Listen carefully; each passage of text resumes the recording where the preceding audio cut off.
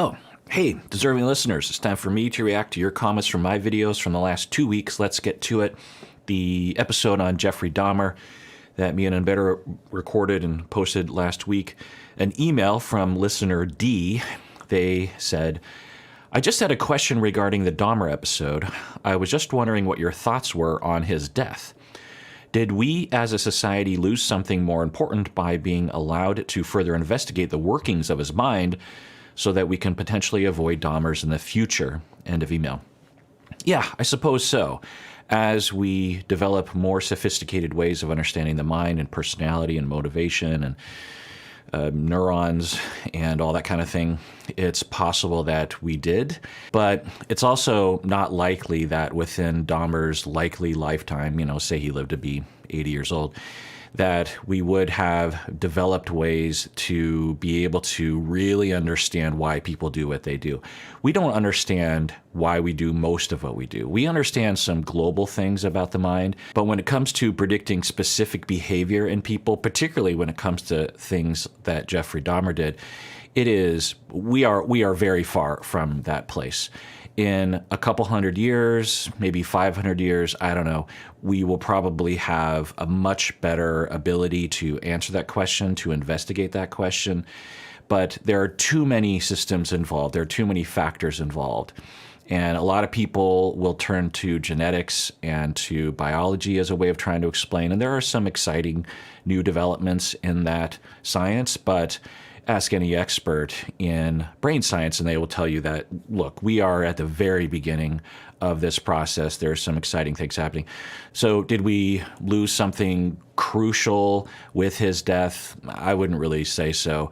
There's plenty of other people who are alive who could be studied in this way, who are similar in their behavior. So I don't think we're going to, by the time I die, I'm pretty sure we're not going to have a firm answer as to why we do most of the things that we do.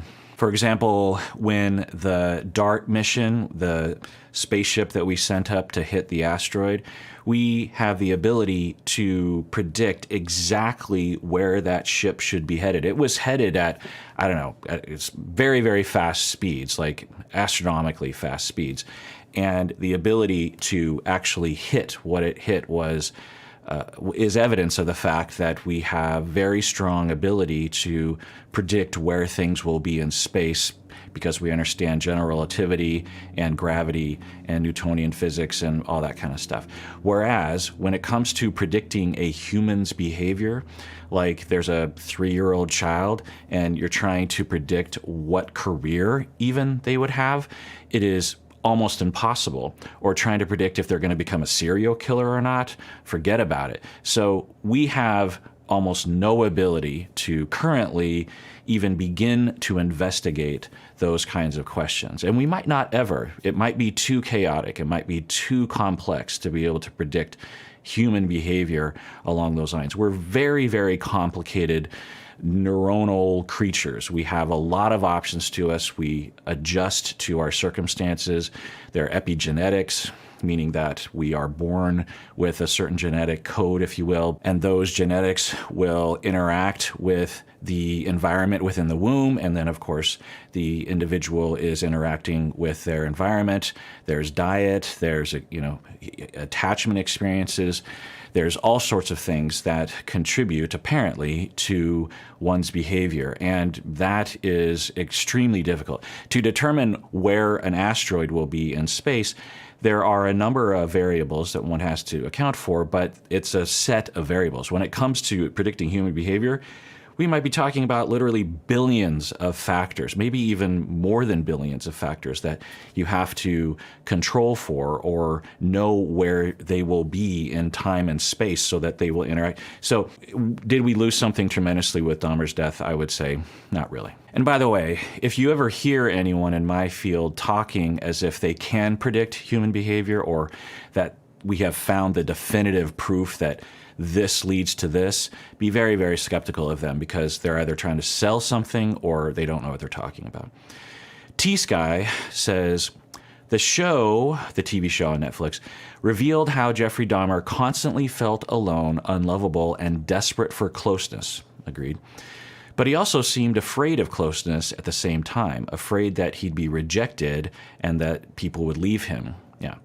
I empathize with these emotions, which aren't uncommon. So why did he deal with those emotions through murder? Tons of people feel that way, like he did, and had early traumas like he did, but would never do what he did. It makes me think that there must be some genetic or medical component involved here, neurological impairment to impulse control or empathy. I don't want to believe trauma and desperation alone led to this. End of comment. Yeah. So referencing what I was saying earlier, going to a genetic or medical component, sure. Are there things there? Yes, absolutely. We are genetic, medical, biological creatures, and our brain and our mind are no exception to that. And do we have the ability to answer that question? No. So could there be some factor there? Yeah, but it's also a matter of choice. People make choices. And when it comes to murder, and particularly the kind of things that Jeffrey Dahmer did, we often feel anxiety. We feel like, wait, so what? Humans are capable of that? How can I predict which people are going to do that and which people aren't? Am I capable of that? Are my children capable of that? There's a lot of anxiety, which is normal. But you should know that this kind of behavior is extremely rare. That's why I'm frequently talking about how psychopaths, people with antisocial personality disorder who lack empathy, are very, very rare individuals. Even though on the internet, people seem to talk about it like half of all people's past partners were psychopaths and sociopaths and that sort of thing. So those individuals are very rare. People can look like a psychopath or act psychopathically. We all have, but to be a psychopath, to literally have no ability to have empathy for other people's feelings is extremely rare. And then among those individuals, there are very, very few of them that will actually kill anyone, and very, very few of them that will become serial killers, and very, very few of them that will become Jeffrey Dahmer. You could argue that Jeffrey Dahmer is 1 in 500 million people, or even a larger group than that. So it's very rare to run across that. Also, crime, murder, this kind of thing had been downtrending over time in the United States anyway. Overall, it's on the uptick during the pandemic for reasons we might be able to surmise. It's still pretty rare. Point is that you have a lot of anxiety about it. So we're trying to look for a cause, like, why did this happen? Because if we know the cause, then we can avoid these people or avoid recreating these people. And there are certain things to think about. Generally speaking, most of these individuals went through very, very high degrees of difficulty growing up. Think about the guy who killed John Lennon. Think about Ted Bundy, these people. In all likelihood, they went through a lot of abuse growing up, some pretty severe experiences, including Jeffrey Dahmer. Having said that, yes, T-Sky, the vast majority of people who go through these experiences do not kill anyone and don't develop psychopathy or sadism or whatever. So that's another thing to think about. Is it related to choice? Is it related to some other factor? Hard to know. I mean, I did provide my hypothesis as to how his personality developed, but I would say that even if you went back in time and ran the experiment 1,000 times with the exact same circumstances that Jeffrey Dahmer went through, I'm guessing only 1 out of those 1,000 times would you actually have a Jeffrey Dahmer. The 999 other times there would be other manifestations because of personal choice. There's a choice that we make as humans. There's little situations that we're in to think about what Jeffrey Dahmer went through. And when it comes to our behavior, we tend to think about that we have free will, right? Like, I chose my career or I chose my spouse. But when it comes to these kinds of people, we tend to see them as programmed, like somehow they just are unable to make a choice. Or I guess we see it as two different possibilities. Either they're just evil, evil, evil, like literally there's a demon inside of them, or they're a different species, or they were just born this way and doomed to this kind of behavior. And both of those perspectives are not likely to be what we will find to be true in 300 years when we have a better ability to predict people's behavior. So why did he deal with those emotions through murder? your guess is as good as mine, and neither of us would know if we were right.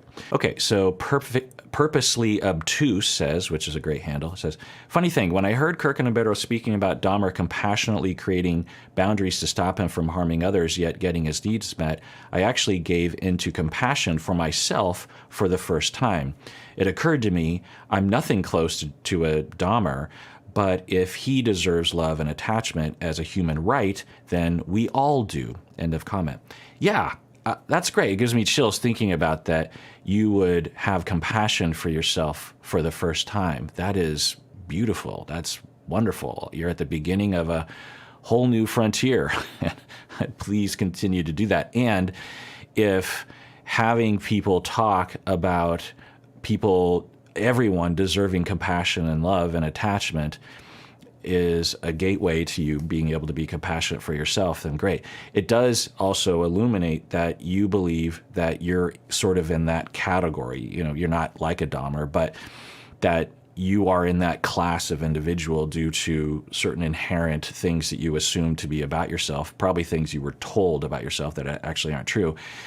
And as a result, you do not deserve compassion or self-compassion or attachment or anything like that. So I would definitely try to work on that in therapy. But yeah, everyone deserves compassion. It's a life choice. It's a life view. I'm not saying that everyone should be like me and have compassion for everyone. It's a choice that people make.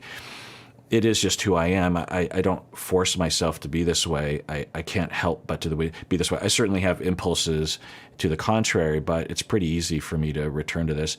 And being a therapist has solidified that aspect of myself and really informed it, because when I treat people who I would normally judge, and then I develop a relationship with them, find out what's going on behind it, I do absolutely have compassion, if not more compassion. I mean, the Dahmers of the world have been through a lot. Now, you could not have compassion. And if Dahmer had hurt someone I loved or had hurt me and I got away, would I not have any compassion for Jeffrey Dahmer? Perhaps. That's probable, honestly.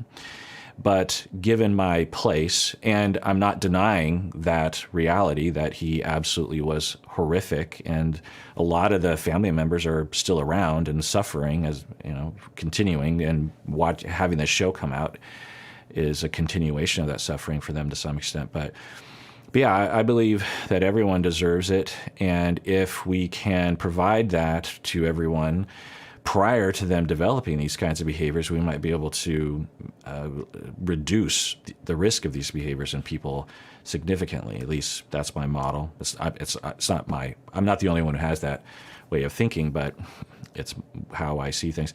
Emily says, my husband and I work in the funeral industry, and our baby is most likely going to grow up seeing dead people pretty frequently.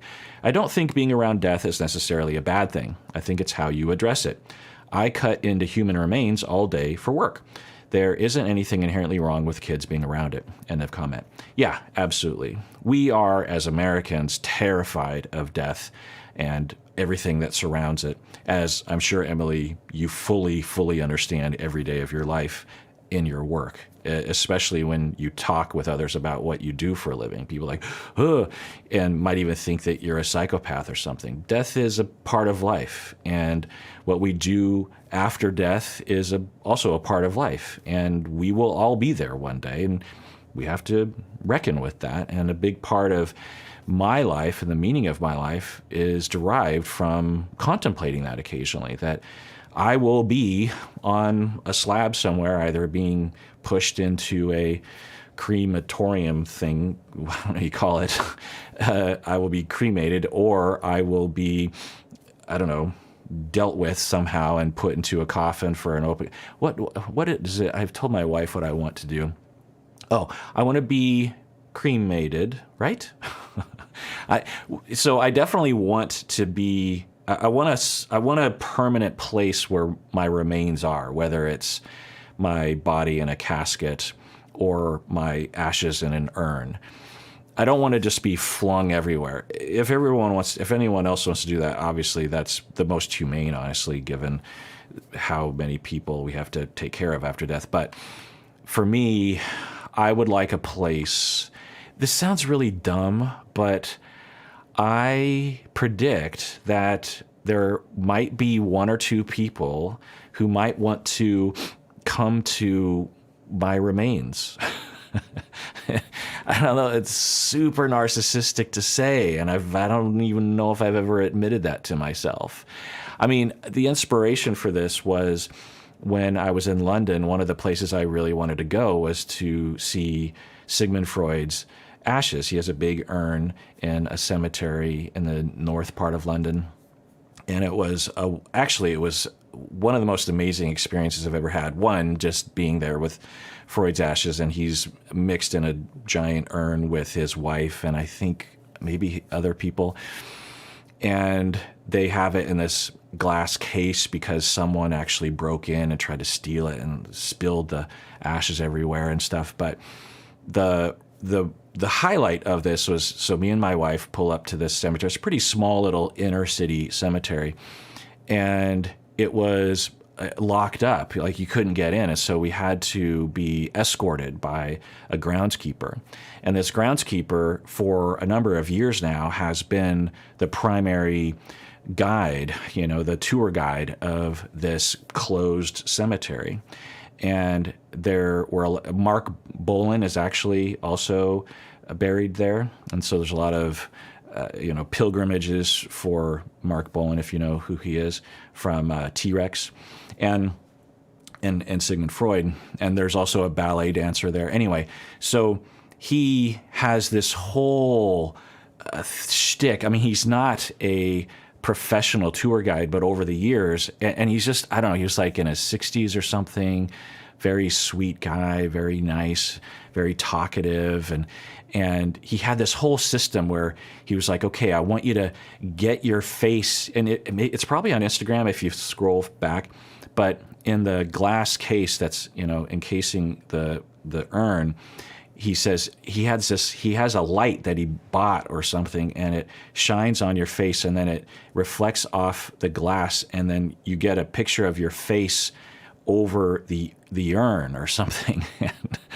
I might not have posted that though, because I think I looked pretty dorky in it. But anyway, and then he has all these poems. He's like an amateur poet, and he had written a poem about Sigmund Freud and about death and about the people in your life, and he read one of his poems, and me and my wife were crying as it's just the three of us hanging out in this mausoleum, and I'm like, what is happening with my life right now? Like, I thought I'd walk up, see Sigmund Freud's urn and go, huh, interesting, take a picture, walk home. And this guy we were on this 2-hour, just, we were laughing, we were crying, and it was, I'm not really describing it very well, but anyway. So after that, I thought, well, it's so narcissistic to say, but, I'm mildly sort of, at least in terms of internet fame, I have this tiny little segment of the world that I have, whatever. And so, I don't have that many years left. And so it just seems like it would be a bummer if people wanted to make a pilgrimage to Seattle and wanted to see where, I don't know, just something involving, I don't know, because for me, like, when I like you could argue Sigmund Freud's kind of a small celebrity. I'm certainly not as famous as Sigmund Freud and never will be, even close. But the point is that there are some mildly famous people that no one else would know that I would be super jazzed to actually have some contact with, right? Like, if I somehow was able to find the samurai guitarist, he's on YouTube, I like him, fellow Hapa fella in Canada, and if I were to somehow find out where his studio was, or that would be kind of stalking him because his studio is at home, but maybe I don't know, just something that, or if he had died before me, which would be ridiculous because he's a lot younger than me. Anyway, point is that I'd be pretty jazzed to be able to actually have a pilgrimage to some point. Anyway, the point is that that's what I want to do. And when I think about my death, I think about my life, and I think about my limited time on the planet, and I think about what I want to do with the rest of my time. And I'll tell you, what I what the purpose of my life has been for many years is to try to make the world a better place, right? And to try to help people. I don't know if I'm succeeding at any time, but I know that I'm trying desperately. And a big part of that is this YouTube channel, my podcast, my practice, being a professor, being a supervisor, a mentor. But mainly lately, most of my time is with the podcast and YouTube channel. And so I think about, okay, I'm 51, probably have another 30 years left. What do I want to do at the time? Probably in my 70s. My brain isn't going to be working as well. So I got really about 20 years of content that I can provide.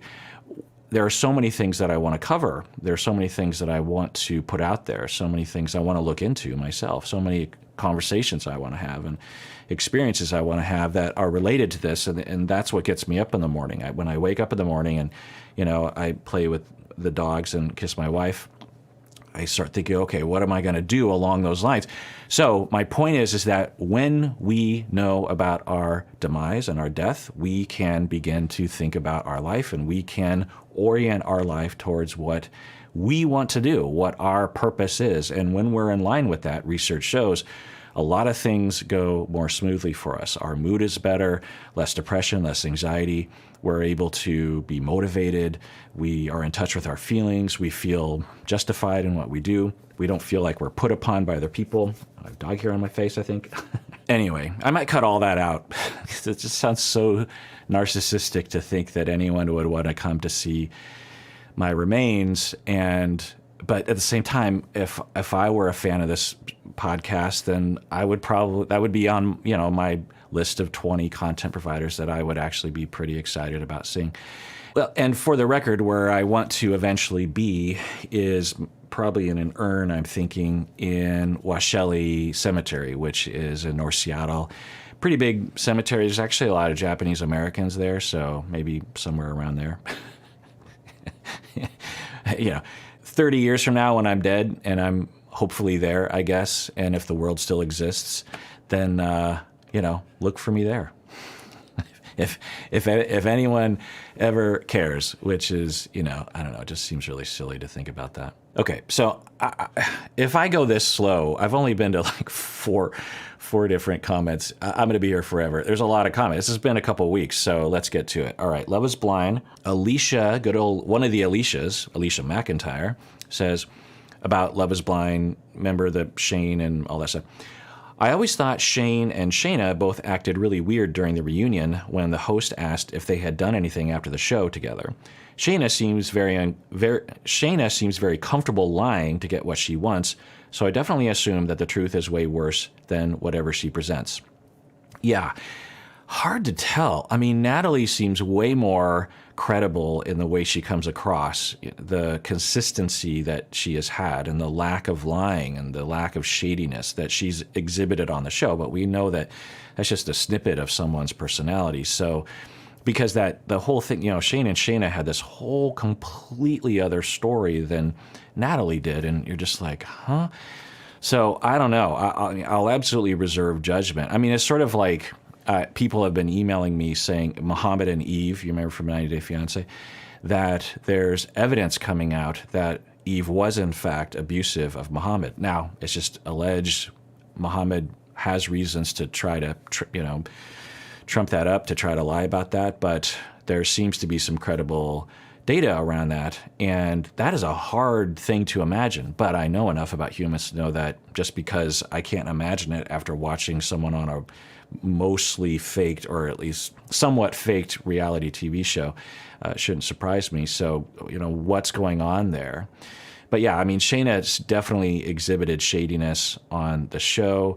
Shane less so, but I don't know. It's just hard to tell.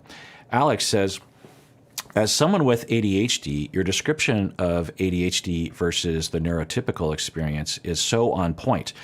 I've never had the issue with DMs or dating issues, but definitely in other aspects of life. Right. So I was talking about how with ADHD, and, I won't say it all over again, but that one might have difficulty with impulse control when you're in a committed relationship, particularly in the beginning, and one of your exes, someone that you're attracted to, DMs you. You might have a hard time resisting the urge to participate in that because the stimulus to remind you of your committed relationship is not in front of your face and hard to recall for the ADHD mind sometimes. Anyway, so going on. So hearing you show how the ADHD thought process might work in Shane's context definitely helps me empathize with potential non-malicious reasons Shane ends up doing what he does.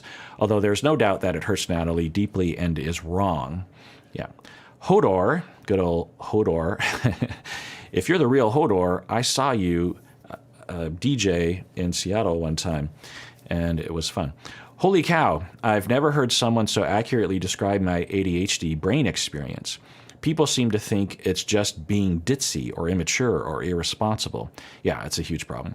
But that sense that a problem you're facing is much bigger than you initially realize, getting overwhelmed and then doing nothing, which doesn't help at all, but literally feels like my only option. Oof. Thank you, Dr. Honda. I've had a frustrating month trying to communicate some of my mental health issues with my parents, and I may use that clip for educating them. Granted, she'll still probably tell me to grow up and get over it, but you can't win if you don't try. Yeah, absolutely. So one of the things that I think can really help, if you haven't already, is to educate people around you who have misconceptions about the way your brain works. They interpret you as being irresponsible or purposely defiant or something like the immature, another word that people use. Educating them is important because ADHD, the condition is so specific and so counterintuitive to the way that we typically will teach people how the brain works or how behavior works. It is completely in line with perspectives of defiance and willfulness and stubbornness, that kind of thing, immaturity. And so you really have to educate people, and to just explain it to them is like, well, you're only saying that because you're immature and you're trying to avoid responsibility. So you have to really come at them with a lot of expert data and also finding things that are understandable to them, because there's a lot of complicated guides out there that don't really explain it in the way that it is for you. Plus, adult ADHD manifests in a variety of ways because everyone's different. It's not like every person with ADHD is the same, in the same way that everyone without ADHD isn't the same. There's a lot of other factors in one's personality, and the way that someone's ADHD manifested throughout their childhood, the way they were treated, there's a lot of layers to it. So helping people to understand, you really have to work hard by giving a lot of data so it will start to slowly shift their paradigm. It takes a long time, so do what you can. Elizabeth, but once they understand, then they understand.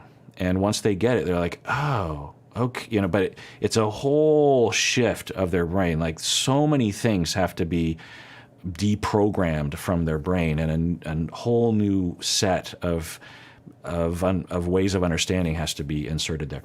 Elizabeth says, wow, your commentary on how you feel preoccupied attachment despite not having an abusive family is so interesting. Right, so I was talking about how Danielle, I was completely speculating that given the mom's presentation, it might not be that Danielle went through a lot of abuse growing up. She still might have, but if she hadn't, it's also possible to develop pretty severe or even mild preoccupied attachment when parents are, I don't want to say narcissistic, but at the very least invasive on a lot of boundaries, and that can make you feel as a child perpetually like you're not being seen or heard, and thus rejected, and thus you don't feel like you're being attuned to, like you feel like you don't matter, and that can develop into preoccupied attachment. I felt that way for so long and never knew why. I think meaning that Elizabeth has a lot of preoccupied attachment signs, but also doesn't remember any abuse growing up. But the comment about how you can feel that way if you don't feel seen really hit home for me. My question is, how do you deal with your family as an adult? I have those experiences all the time where a family member goes too far and doesn't respect the rules or boundaries, but has no clue, just like Danielle's mother. How do I deal with this? It has bothered me my whole life. I'd love to hear Dr. Honda's take on it. End of comment. Yeah, I like questions in the comment section, by the way. And if you ever see a question that someone has asked and you like that question, upvote it so that it rises to the top so that Stacy will see it, so that she will include it in one of these comment reaction videos. Because, I don't know, just seems like people might have questions. Part of it is my professor way, is that when I'm lecturing or supervising someone, I'm just spouting all this kind of stuff. And a big part of my professional satisfaction is checking in with the student or the supervisee and saying, does that make sense? Or what questions? Because I can never know what caveats or things I didn't talk about or exceptions to the rule that are coming up in their mind. And when they present that to me, I'm like, oh, interesting. I might even learn a few things. I might be like, well, actually, I do have to think about that. So my desire is for you to understand what I'm talking about, not for me to yammer at you. That has nothing to do with it. If I could just download it into your head, or you could watch another video on another channel, that would meet my purpose I just want you to understand it. So if you ever have a question, ask, because that means, one, that you're engaged, because that's another part. If you're a professor or a teacher, when students don't ask questions, you're like, oh, I must be boring. Because when you're talking about something that's compelling, you always get a lot of at least comments, if not questions. Anyway, so how do you deal with family members who are not respecting your boundaries? Well, it depends, of course, but a general guideline is first you have to find yourself. And again, therapy can help with this. But oftentimes preoccupied individuals will be, due to the way they were raised, they don't really know how they feel. They don't really know their needs. They don't really know what's going on with them. They don't even really know where their boundaries are because they haven't been respected. And you might intellectually understand, but you don't really understand. Everything generates from your needs. So that's where we have to start. And a lot of times the advice online or something is like, well, you just got to draw a boundary. Well, if you don't know how you feel about boundaries, then you don't know which boundaries to uphold, because some boundaries you might not care about and other boundaries you might want to. So it all starts with the self. How do I feel? And that is not a guaranteed skill. Not everyone understands how to answer that question, and that takes a long time. It can take a while. A lot of times when people look inside, they will see nothing and be terrified because they believe nothing is down there. It's not the case. There's something down there. You just can't see it. It's just a matter of connecting with it. Stuff is happening. You're there. There's feelings. There's needs. You're having a reaction, but you, one, were treated in a way growing up such that it helped you to actually turn yourself off from that. And two, a lot of good parenting, when you're treated well and you're parented well growing up, a big part of that is assisting the child in getting that connection and understanding what's going on with them by reflecting the child's feelings. Oh, you must be really happy right now. Oh, you're really sad right now. And the kid's like, oh, is that what's happening? Anyway, so you have to find out who you are. And the way that you get here is within therapy and or outside of therapy. You are constantly asking yourself, what am I feeling? What do I want? What's going on with me right now? How is their behavior affecting me? What are my needs? And cultivating relationships where people ask you that question. And it has to be constant. And it's weird because once you actually start to get in touch with yourself, you might find there's a lot of weird stuff down there where you're like, do I really want to be married to this person? I've never even thought about that because I've never actually checked in with that. You could literally be married to someone, believe your marriage is fantastic, but once you actually connect with the self, you might actually find you never really wanted to, because you've never actually had a desire that emerged from within you. It was mainly like, well, it fits with my life, or other people want me to do this, or it feels okay enough. Anyway, so, being connected with yourself can have some pretty big consequences. Now, I will say that the majority of people that I've helped with that process, they might have a period of time where they're seriously questioning things like their marriage or their career or something. But often, once they go through that initial shock of what's going on, they often will still choose their marriage and their career. So it's often just a phase. You just have to kind of, bear with it. Now, many people will leave their partners or their career, But if you start having those feelings, don't say, oh my God, because the anxiety can cause people to retreat again to ignorance of their feelings. Anyway, so find yourself, get it connected with yourself. The second is to become awareness, to be aware of your schemas, which are these ingrained belief systems based on the way you were treated when you were growing up. For example, if you were frequently invaded with your boundaries, one of the schemas you might have is, my boundaries don't matter, I don't matter, that kind of thing. I don't know if that's what's happening for you. Of course, therapy could help with that. Being aware of those schemas and being aware of the ways you cope with them, being aware of the thoughts that you have that generate from that is helpful, because then you can interpret it and say, no, like that's not okay. I feel like that's okay, but that's not okay. And then the third thing to do is to have corrective experiences, which is the other pillar to change, whether it's in therapy or otherwise. You want to cultivate relationships, often in therapy, that involve you being treated with love, respect, while not being rejected and also not having your boundaries being invaded. A common experience for someone with your presentation in therapy will be that the client will kind of elicit the therapist to invade their boundaries because it's a template that they're trying to recreate, and they're trying to see, can I really trust this person to really love me and respect me? And so the client might even slightly manipulate the therapist, whether consciously or unconsciously, to invade the client's boundaries. There's a number of different manifestations of that. And of course, as a therapist, you have to be very aware of countertransference and of personality and all these kinds of things so that you can interpret, because there's a lot of convincing a therapist can do to themselves to say that it's okay to actually invade the boundaries of a client. They can justify it with all sorts of different clinical language. So, and it's not like good therapists don't, dip into that occasionally, but they have to have the wherewithal and the supervision and the experience to be able to know, what's happening there.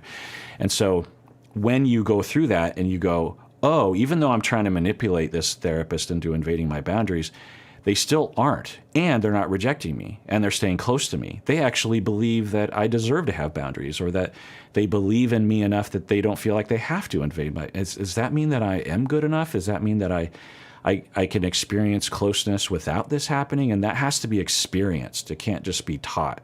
I could tell you deserve to be in a relationship where your boundaries aren't invaded, but that almost means nothing. That's a beginning, but it almost means nothing to the body and to the mind and soul. Like, you have to experience it to convince yourself of that fact. And once that happens repeatedly, again, maybe long-term therapy, then you start to feel like, oh, you know what? I do deserve these boundaries. And then the fourth thing is that will lead to anger, which a lot of preoccupied people have a tough time with. Anger is a wonderful, helpful, healthy emotion that informs us when we are being trod upon, when injustice is happening to us. We are being treated unfairly, and we sense that, and we have an anger response. When a monkey has an apple and another monkey takes the apple, the monkey gets upset, runs over, and screams, "No, that's my apple." Okay, well, we're the same, if we have an apple, someone takes our apple. But if you repeatedly have that experience and no one ever listens, or something bad happens, or blah, blah, blah, then someone takes your apple, metaphorically or otherwise, and you have an anger response, but you know to suppress it or to passively, aggressively express it a different way. And so getting in touch with your anger is important, because in order to establish boundaries with anyone, including your family, anger is the key. Anger is the key. Now, what do you do with the anger? You don't hit someone, you don't verbally abuse them, but anger is the key. Okay. Then this is a long process. When your boundaries are being invaded, you will immediately notice that something is wrong. You will feel it in your gut. You'll be like, you won't have to intellectually later on go, wait, was someone invading my boundaries? You'll know, and you'll feel the anger, and you will respond. And hopefully assertiveness is also developed, where you're taking into consideration their feelings while you're asserting your own needs. And so that's the process. It takes a long time. This process is helpful in general in a number of different arenas that I talk about. And that's the journey you can go down. There are self-help ways you can do this, for sure, but therapy is the best route, in my opinion, of course. And a big part of this is being able to tolerate, and you learn this experientially with your therapist if they work relationally with you, interpersonally, intersubjectively, that when you eventually start to push back on your therapist stays in contact with you and respects that. And you learn that you can push back without having anything dire happen to you, that they'll listen to you for the most part, maybe most of the time, because not everyone's perfect, but they listen to you most of the time and they respect it, and they don't consequence you later on the way that enmeshed parents sometimes will. And when you learn that, then you can push back on people and say, you know what, if they freak out about me pushing back on their boundaries later on, so be it. That's on them. Differentiation, right? So that's me, by the way. Like, I don't have a problem with drawing boundaries. I have other issues. I don't got that issue. So when people are invading my boundaries, I feel it because I was raised well enough, and I get angry immediately and I push back.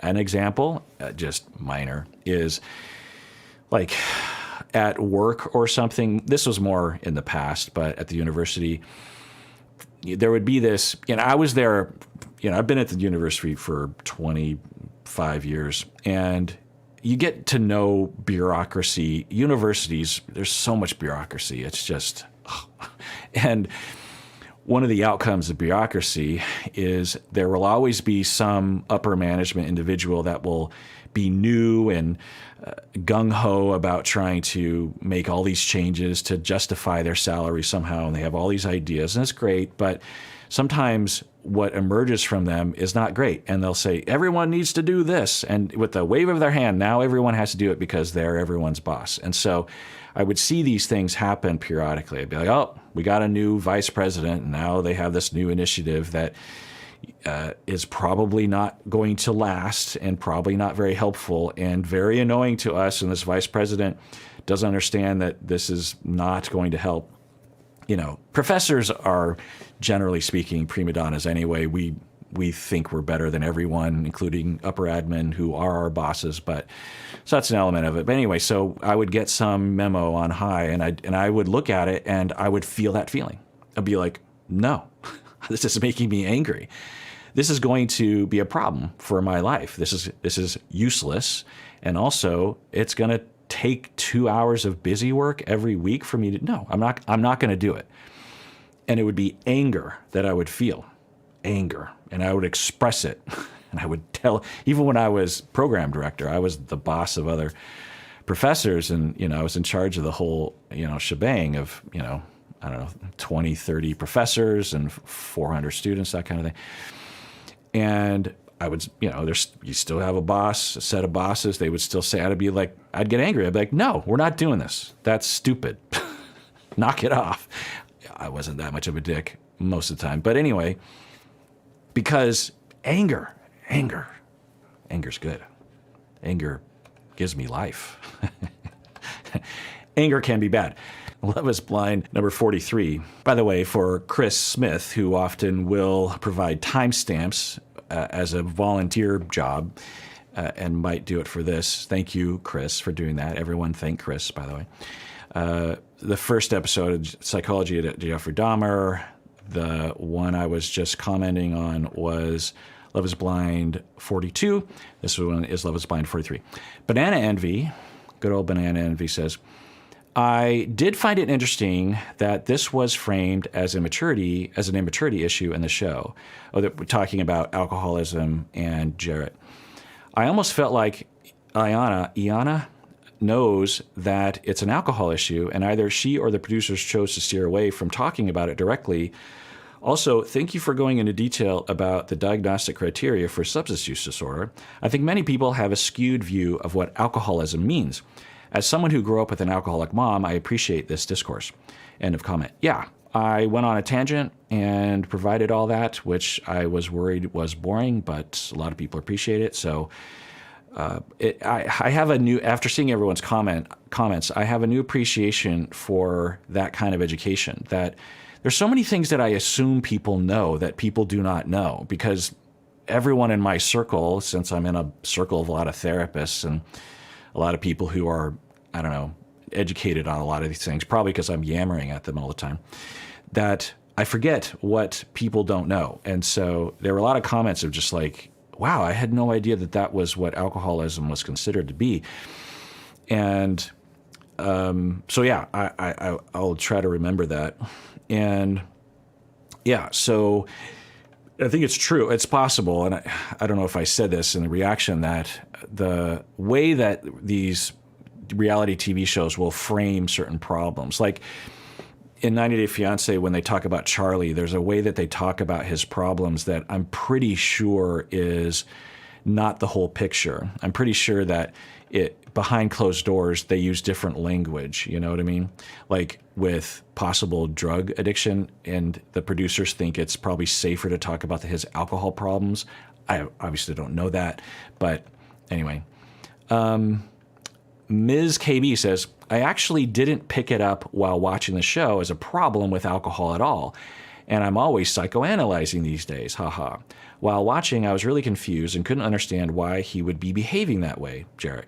I haven't grown up with alcoholism, but I had this picture of alcoholism being someone who is outwardly miserable, abusive in some way to their family, and can't hold a job, all of which isn't in line with what we see in Jarrett. It seems so obvious now that could be what is happening. I appreciate DKH, Dr. Kirk Honda, DKH, DKH. I appreciate DKH. I like that. That's fun. I appreciate DKH for educating me better and breaking down misconceptions I didn't know I still had. End of comment. Yeah. So along those lines of what I was saying earlier. And yeah, absolutely. There are plenty of people who suffer from, and we don't typically use the word alcoholism because that's not the preferred term. Substance use disorder, alcohol use disorder is what we technically will use, but fine. And yeah, to equate that with being outwardly miserable, abusive, and can't hold a job, that stereotype has been around for decades in our society, and also it's perpetuated in movies and TV shows. It's not often that you'll find someone suffering from alcohol use disorder who is what Jarrett might be presenting as. I'm not diagnosing him, obviously, I don't know, but people can absolutely and often will suffer from substance use disorders, and they do not fit the stereotype. In fact, I would say 95 to 98% of people suffering from substance use problems do not fit the stereotype. I worked at the most poignant examples of this is when I worked at a substance abuse treatment center for a while, and they specialized in substance use problems, and Seattle has a pretty big problem with heroin, fentanyl. And a lot of my clients were along those lines, opioid abuse as well, Percocet, pills, this kind of thing. And none of them fit the stereotype of a junkie, right? That very stereotypical presentation. Some people fit the stereotype? Sure, but it's the minority for sure. Ash says, damn, according to DSM, my dad has severe alcohol use disorder. Because remember, there's the different gradations depending on how many symptoms one qualifies for. I have never realized it was so bad until Dr. Kirk laid it out in the symptoms. I wonder, is an alcoholic parent always an abusive parent? I remember my dad being aggressive, at least verbally, when I was little, but now he's much more calm. Yeah, same thing, Ash, that this, equating alcohol abuse disorder with being abusive and angry and aggressive is it's just falling into a stereotype. Plenty of people who suffer from the main thing I want people to think about when they think about any substance use disorder is trauma and emotional dysregulation. When one is traumatized relationally and physically or sexually, and there's a lot of that going on. In fact, it's not a matter of who has not been traumatized. It's a matter of degree. We've all been traumatized to some degree growing up in terms of a broader definition of trauma. And we've all been given reasons to have triggering, to have difficulty dealing with their emotions. We're also all denied a proper education and guidance regarding emotions, at least in my culture. I don't know about the rest of the world, but I know that about mine. And so when we enter into adolescence and we have a lot of hormonal changes, we have a lot of pressure, we suddenly realize we're going to have to deal with a career and marriage and relationships and adults, and we are having a lot of emotions and we don't know how to deal with them. I mean, on a good day, kids are having a lot of hard times, but particularly those who have been significantly traumatized. And there's a lot of emotional dysregulation. There's a lot of pain, a lot of fear, and a lot of inability to process, a lot of inability to ask for support or know what to do. And then someone takes a substance and it goes away and they get locked in. That's what I want people to think about. All the other associations, the violence or the aggressiveness or the crime or the homelessness or the, I don't know, whatever it is that you associate with it, all those things could happen, but the core of it is the way I described it. And of course, genetics can play a role as well. People can have dispositions, but generally speaking, the science demonstrates that the way I described it earlier is the primary path. And there's a lot of paths along those lines. All right. 90 Day Fiance, Big Ed 42. Okay, I got a lot more comment. I'm going so slow today. I'm so talkative today. I got to be less talkative. I mean, I talked about what cemetery I want to be. All right. James Mason says, I've felt uncomfortable seeing Liz and Ed together since that abusive phone call from a while back.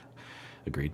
Honestly, seeing them together is just sad. I definitely agree with Dr. Honda that there are abusive undertones in their relationship. Okay, yeah. Teddy Two Guns. Teddy Two Guns. My drill sergeant told all of us that crying is not a weakness. So I was talking about how crying is not a weakness. My drill sergeant told all of us that crying is not a weakness and it's a normal release of emotion. He also said if he catches anyone messing with someone who is crying, he would mess them up. We are brothers. We don't shit on each other when we are hurting. End of comment. Well, Teddy Two Guns, that is amazing. That gives me hope for the human race and to some extent for our military folks, because I would not predict that. So, wow, to have a drill sergeant that says, if you mess with someone who's crying, I'm going to mess you up. Like, that's amazing. Is that normal? That's amazing. Polina says, the part about Putin got me chuckling. As someone with half of the family in Russia and half in Ukraine, I really wish he got some help for his wounded petty ego early on. Agreed. Delphine says, I just discovered the channel, so I'm binge watching the whole playlist, and I'm noticing something. It might sound irrelevant, but have you heard how her voice changed throughout the episodes, Liz? I see everybody talking about her appearance, but I think she sounds different and drained. Yeah, hard to know from a TV show, of course, but yeah, she definitely looks less enthusiastic and more subdued. There's a lot of different factors that could be contributing to, but given at least an hypothesis about what's going on in their relationship, I wouldn't be surprised if she's descending into some version of depression or demoralization or putting herself in the back shelf, on the back shelf, in the back burner. So hard to say. Big Ed 43 says, I like what Dr. Kirk said about not feeling guilty about cutting ties with someone who's repeatedly harmful to you. It feels validating to hear that even a therapist like him would handle a situation like that. End of comment. Yeah, I'll reiterate this, and I will always say, I always have to remind myself that I have to remind everyone that just because I propose a model of personality that might provoke compassion, that does not mean that you stay necessarily in a relationship with someone who is abusive. I don't. There are, a handful or less than a handful of individuals in my life that I have been very close to, but were abusive overall to me in a pretty, noticeable way.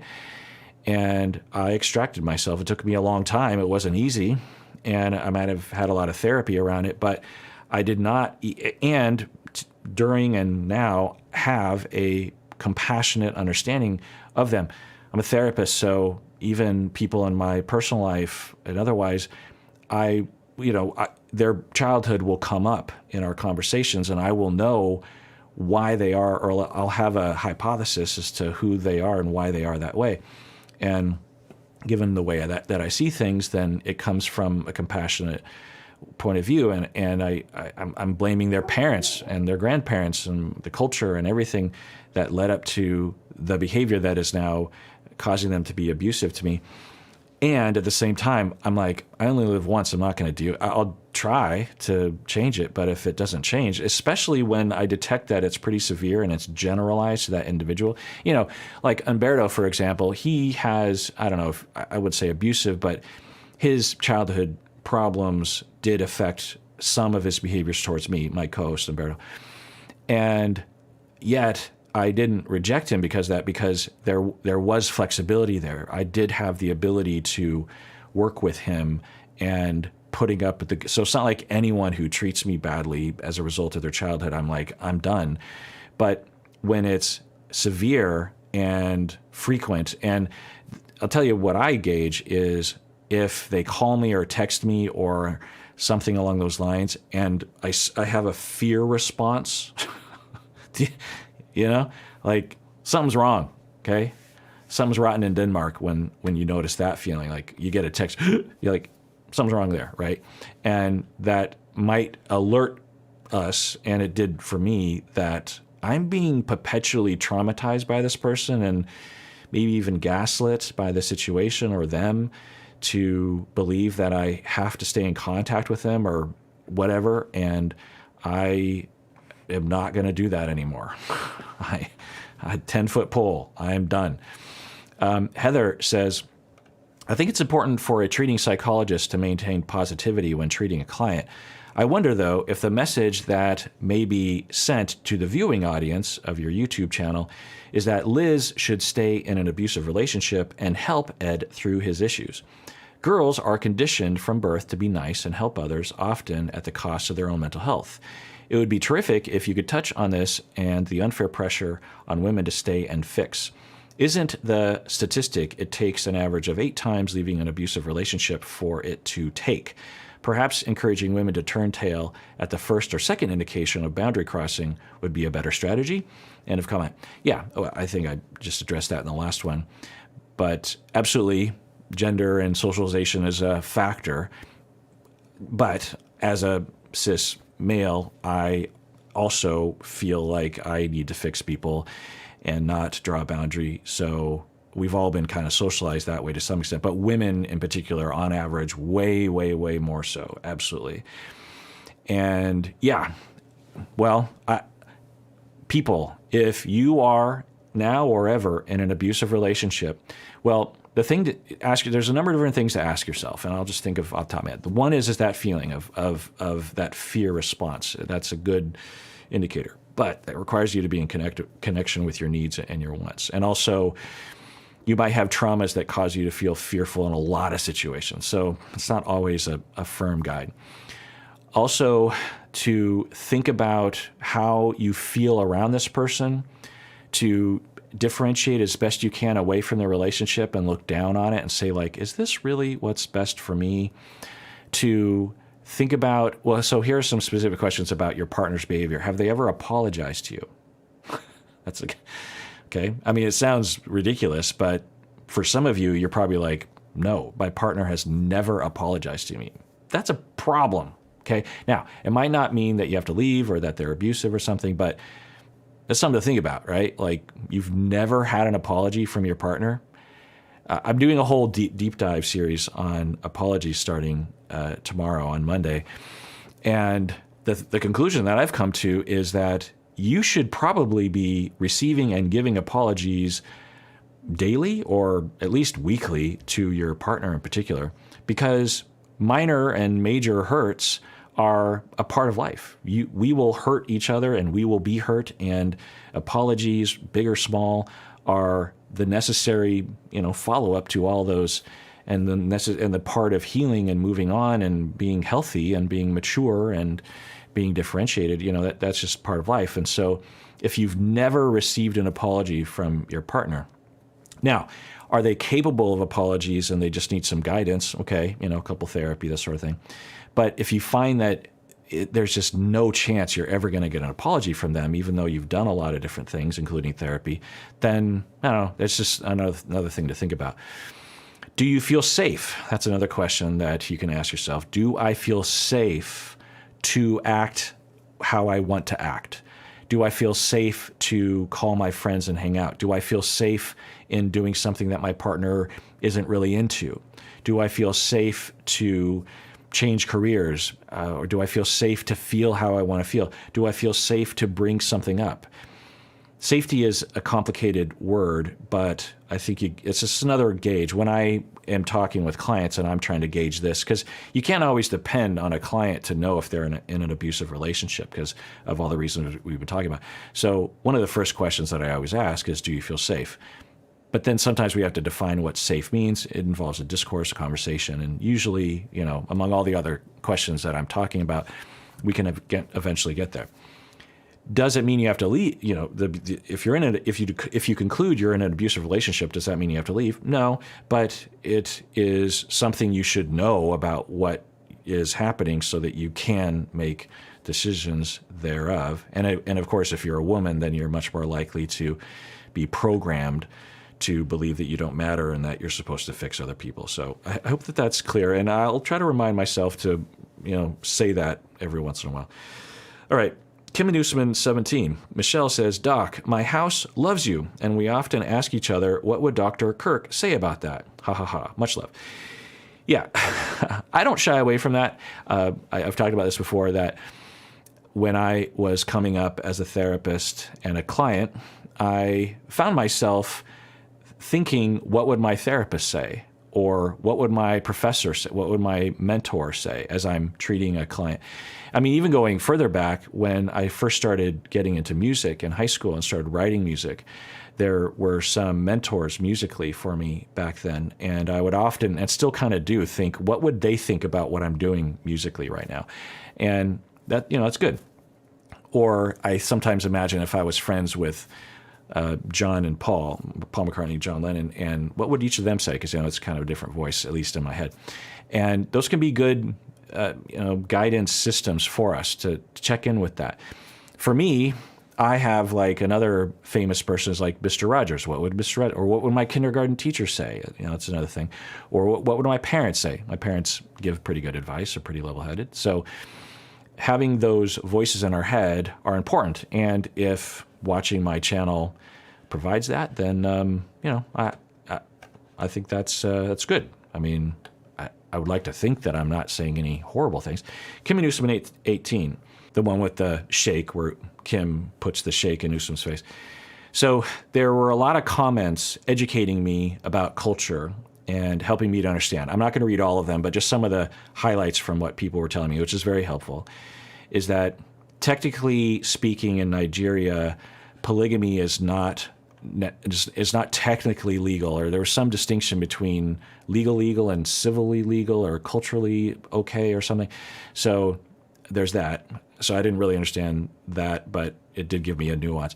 Also, that according to statistics, according to one commenter, only a third of the population engages in polygamy, and that it is currently debated within the culture and within the broader world of Islam, and that there are some bad outcomes according to research from polygamy where there's one man and several wives, for example, poverty, higher child mortality rates, that sort of thing.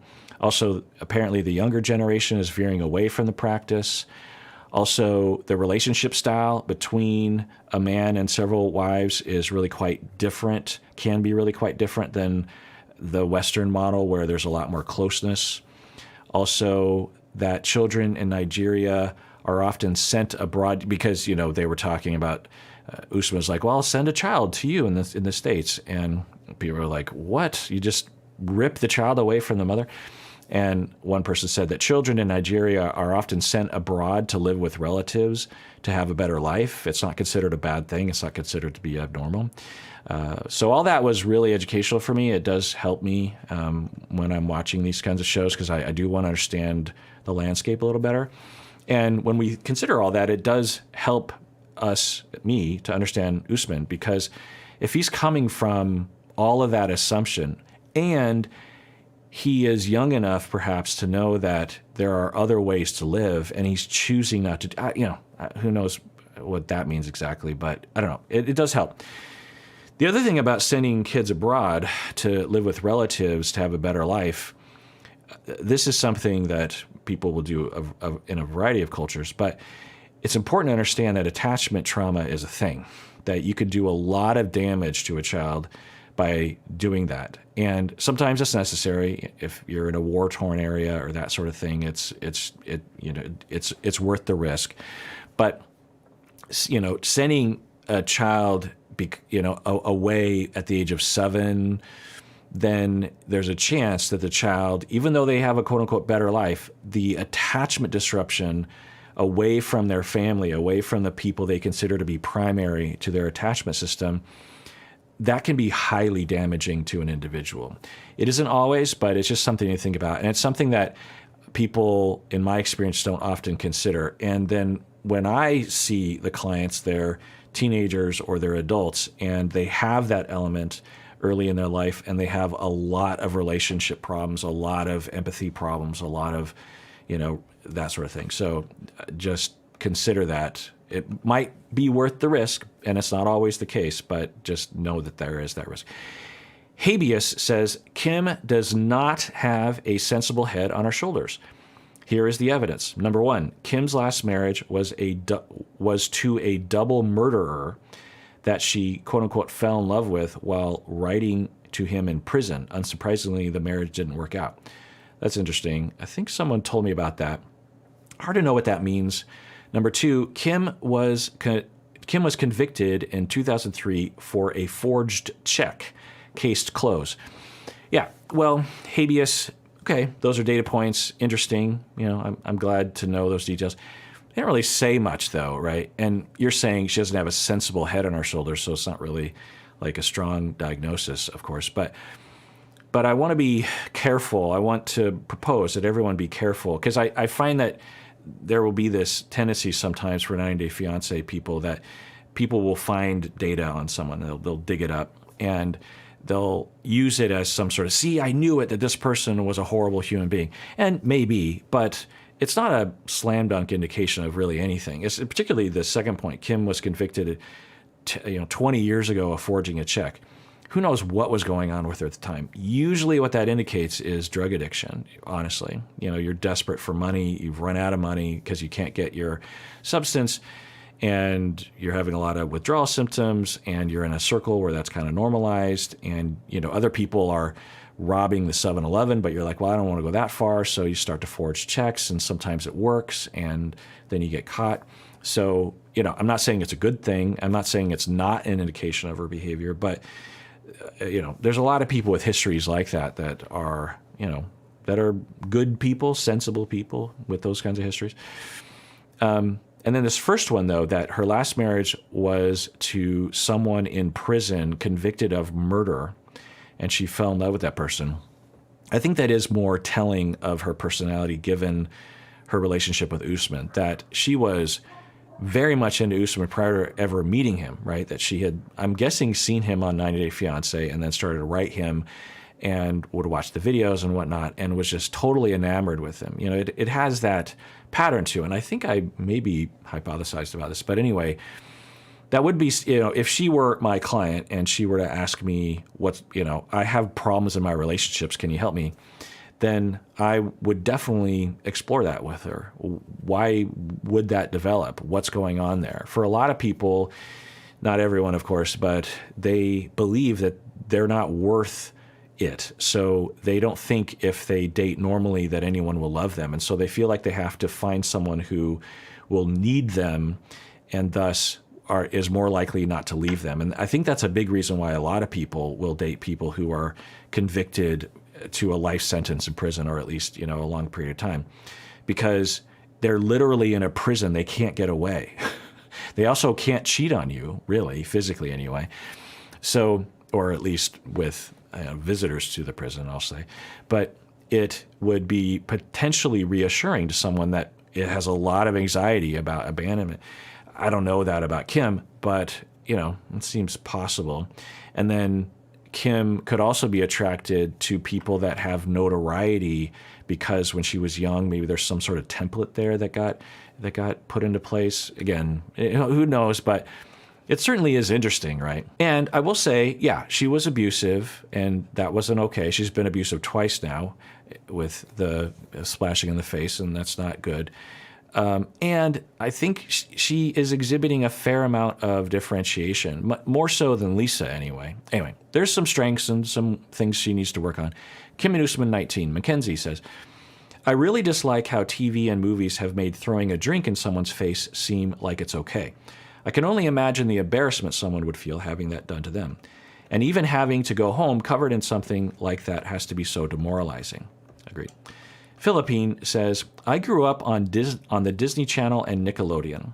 In a lot of kids' shows and even adult shows, they praise a character for standing up for themselves by throwing a drink in the villain's face.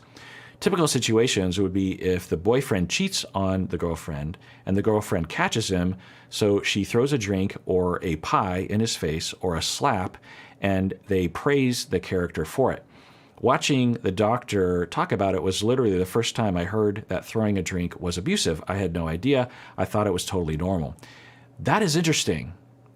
That is interesting. You're saying to me that due to this microculture of children's TV, that they have inadvertently normalized abusive behavior like this.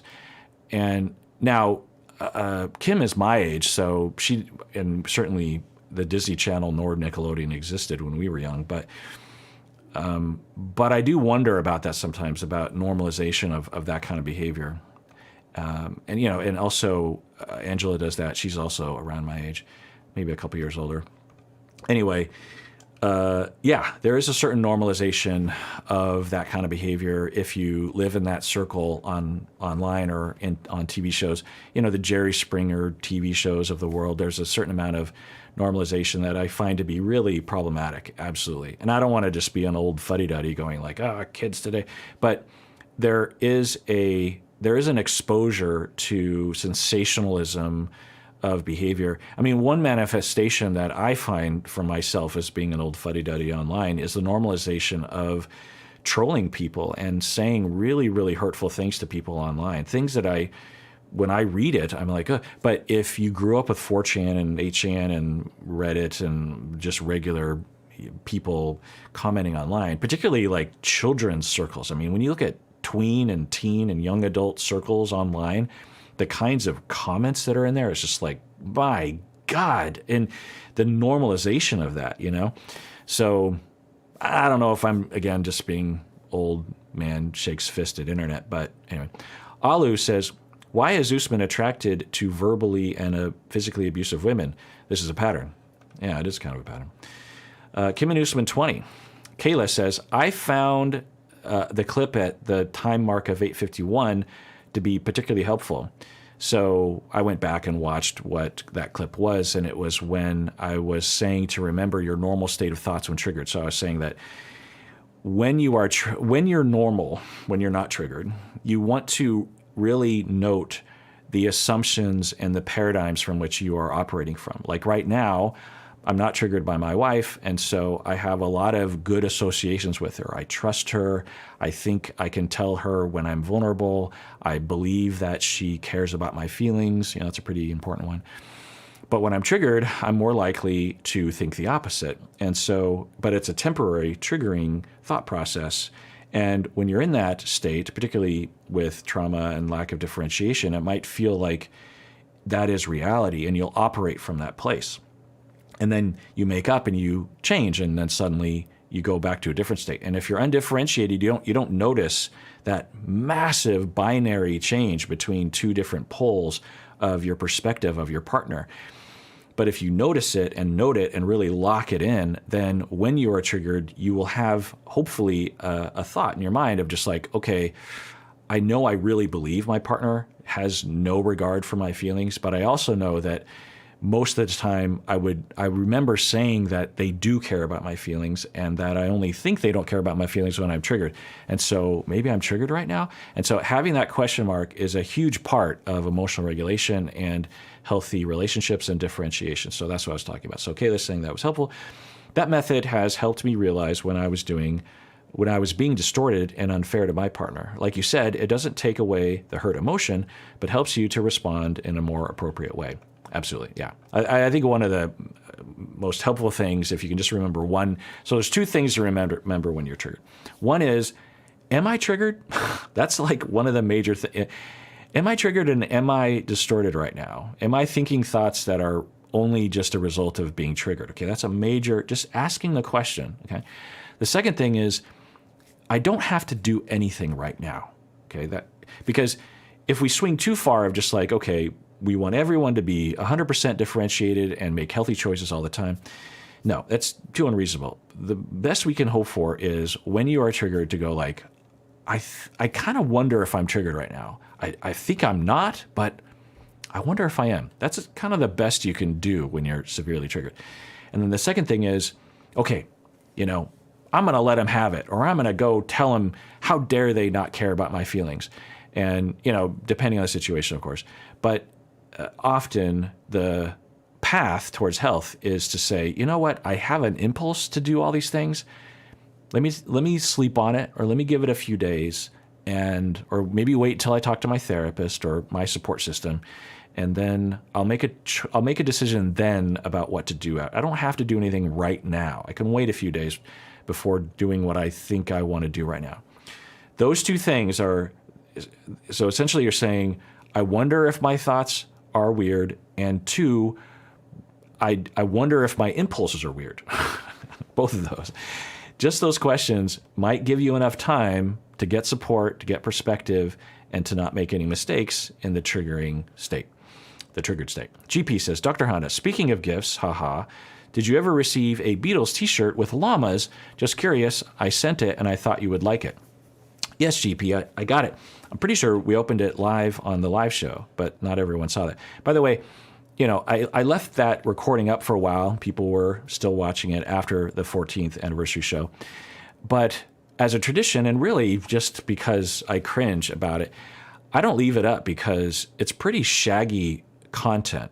It's not particularly well scripted. My brain starts to malfunction towards the end of the stint, and I don't like it being on the internet. It feels vulnerable, or like, I don't know, it just feels like not putting out your best work. And so, plus, it's a live event. It's, supposed to be there for it.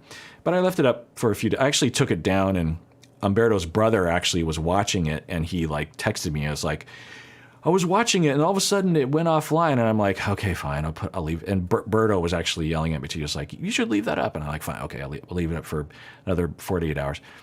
But I do plan, if I have the time, to actually go through the 14 hours of footage and pull out clips that are watchable and post it. So, maybe we'll get there. Anyway, Natalie number 10. Solya says, I'm Ukrainian, and I can tell that Natalie's behavior or beliefs have not so much to do with cultural context. Oh, right. So I was going, is this a cultural thing? And Solya saying, no, this isn't a cultural thing. There are, of course, people in Ukraine that want to be in an exclusive relationship from day one or keep themselves pure before marriage, but it's not more than anywhere else. Casually dating is okay. Not getting married instantly is okay in our culture, and having a one-night stand or sex on the first or second date is okay in our culture, etc. Of course, older generations would probably be pretty judgmental about it, but the millennials and Gen Z are doing great in breaking stigmas and all the other stuff. That's great. Good to hear. Miranda, not to say that people should have sex on the first date, but people should be able to make a choice about what they want to do. Miranda says, I like the bruise analogy, Kirk, but I want to one-up you, LOL. Yeah, so I was talking about, if you have a wound and someone just kind of barely touches it, or you think someone's about to touch it, you go, ah! I think it was Marshall Linehan, the creator of DBT, that said borderline personality disorder, which is often very preoccupied, is like living with third-degree burns. If someone touches it, even lightly, it feels like immense unbearable pain to them. I thought you might appreciate that. I do, Miranda. That confirms, or at least, she's an expert on borderline and emotional dysregulation and suicide prevention, and to hear that I have come up with an analogy that is similar to hers, which isn't mind-blowing because it's a pretty obvious analogy, but it's validating. Paula says, has anyone else noticed how often Natalie says the word normal? She has a baseline of what she believes and compares everything to what her idea is and judges everything as either normal or not normal. Yeah.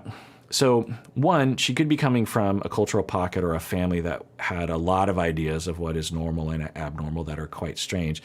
But also, when you feel insecure about your positions, you will triangulate normality, and it happens on the show a lot that, like when, what was Emily and what's his name, when they were talking about parenting and how long someone should be breastfed, instead of just saying, this is how I want to do it, or this is my preference or my experience, they almost always will triangulate in society. It's just like, well, everyone understands that's abnormal, and they'll both say that to each other. Instead of just differentiatedly saying from yourself, I don't want to do it that way, that kind of thing. Hari says, I was lucky enough to be involved in a study in Seattle at Harborview and did an intensive DBT program with Marsha Linehan. Thank God it stopped me from being like Natalie. It was, and still sometimes is, so exhausting to be dysregulated and a bit hysterical. DBT is the only thing that helped me after 30 years of talk therapy and intellectual understanding. Yeah, I'm really glad that you had that chance to do that, Hari. And Bob, my co-host in some of my episodes, taught DBT, conducted DBT treatment for a number of years, was trained under Marsha Linehan. And yeah, it can be absolutely life-changing for many people. And yeah, Natalie 11 Wen says, Dr. Hannett, maybe you can do a video on people being unable to just be single for a while. I get the impression that Natalie's issues in her intrinsic ability to be single, inability to be single, and not giving herself time to really experience life in its simplest form. Yeah. There's a lot of ideas out there about people's inability to be single. But what I'll say is that, more importantly, when people understand their attachment needs and their emotions and can navigate a healthy relationship, that's much more critical to happiness and health than whether or not someone is constantly trying to be in a relationship or not. Because that's typically what, from the outside, we will say to someone. If it's a friend and they have a number of different volatile relationships, the advice almost always is, you need to take a break and be single for a while. And to me, I'm like, well, that doesn't do anything because the next relationship they're in will be problematic and volatile. So it's not like taking a break is going to change their personality. And two, taking a break means they're not able to get their needs met. They're trying to get their needs met, right?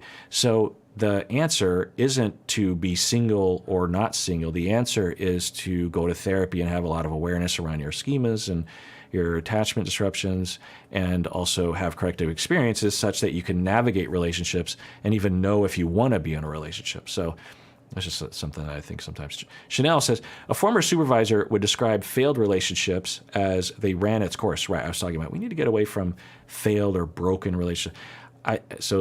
A former supervisor would describe failed relationships as they ran its course. I found this to be helpful and a healthy way of framing relationships that end. Yeah, I've used that too. The relationship, it just ran its course.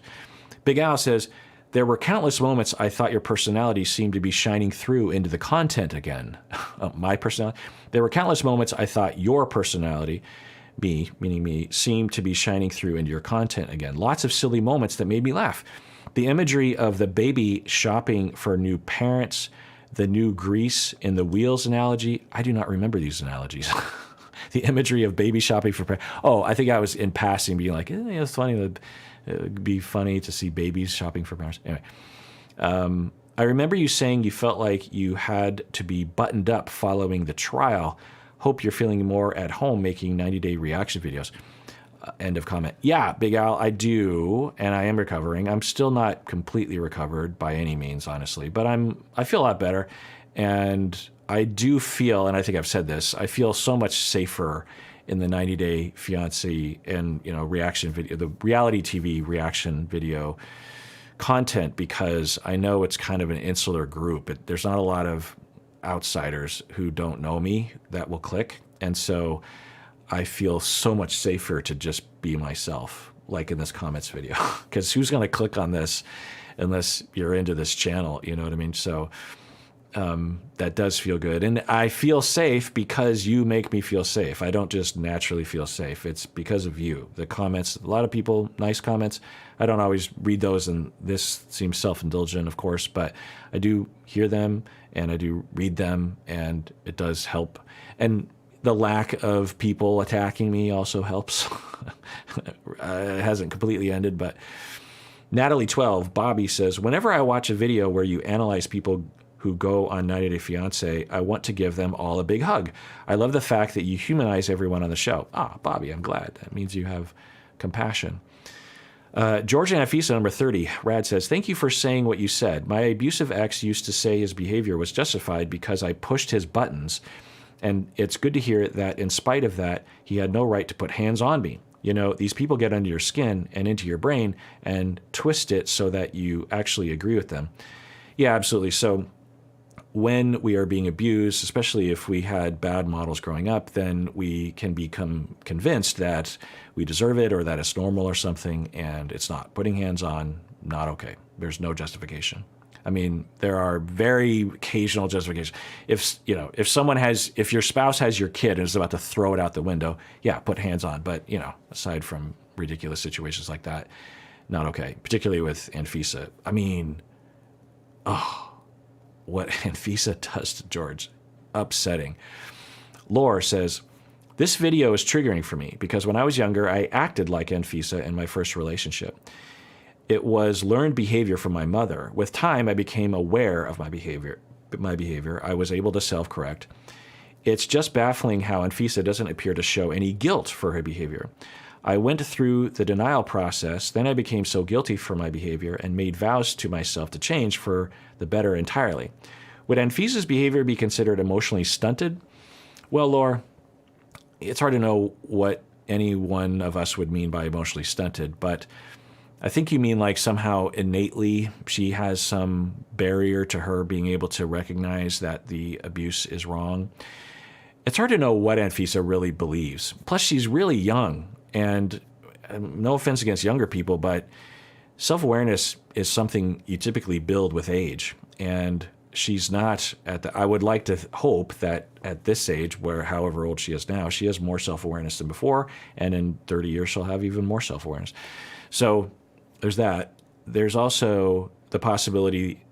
So here's my hypothesis. And I have a pretty strong, I believe this strongly. I don't know it to be true. But in all the Anfisas that I have treated, and I don't even know if I'm hypothesizing Anfisa or conceptualizing her accurately, but people who present this way, they always feel tremendous shame about their behavior afterwards and throughout their life. And they have a whole catalog of shameful behavior that they beat themselves up about routinely. And that's part of the problem, because when they have that much shame, they can't really face it and they can't admit it to other people. The only way we can admit that we did something wrong is if we actually believe that we're good enough so that we can withstand the notion that we actually did something wrong, right? And so typically the Anfisas of the world have way more shame than what is justified. And so behind closed doors, or when she's crying herself to sleep at night, in all likelihood, she's overly shameful of her behavior, honestly. Georgia Anfisa 31, Ala Risa, says, that story about the divorced dad buying gifts really hits home for me. I was talking about that common story. My dad left my mom when I was 2. We're not very close, and we recognize that he tries to show us his love through gifts and money. We try not to be bitter, but I know we would rather have a strong relationship with him over anything else. Yeah, so just a little bit on that if you do have, for you in your relationship with you, in all likelihood, he also wants to have a close relationship with you, but doesn't know how precisely or feels guilty or something. So if you want to, you could go on a campaign to try to build that with him. And that goes for anyone who has a distant relationship with a parent. In all likelihood, if you get the impression that they actually don't want to be with you, often it's because the parent feels like you don't want them because of their past behavior, or they're afraid to, broach certain topics because of things that have happened in the past, or they have their own attachment injuries that are in all likelihood happening. But I often find people in your position have an assumption that, your dad doesn't want to be with you and doesn't want a close relationship with you. And it's just like, here's some money, here's some gifts, get away from me. But in all likelihood, I don't know, of course, but usually he is thinking often about wanting to be closer, about wanting acceptance, about wanting to know who you are and wanting to be a proper dad, but then gets scared along the way or discouraged and says, well, at least I can buy her a gift. That's often what's happening. Obviously, I can't know that. Annalisa says, thank you for not shaming people who have the money and gifts equal love from a father figure. Sometimes that's how it is. My dad is a very stoic man. There are probably more productive ways to show love, yes, but this is one of the many ways I was shown love from him. Whether it's healthy or not, it shaped a big part of my personality. I'm trying to be as self-aware of it as I grow into who I am. It's nothing to be ashamed of, but definitely being self-aware without the shame helps more than you know. Thank you for starting these discussions. End of comment. Yeah. So it sounds like, Annalisa, you're saying that for you, your dad was like that, and that shaped your personality such that you actually do operate from that aspect of Anfisa's personality, meaning that you really will want gifts and money and indications from your partners and people in your life that are close to you to show that they love you and make you feel some sense of safety, or at least an impulse towards that, garnering that as a way of trying to achieve attachment security. And you're saying to me, thanks for starting the conversation, and hearing me talk about it makes you feel not ashamed of yourself.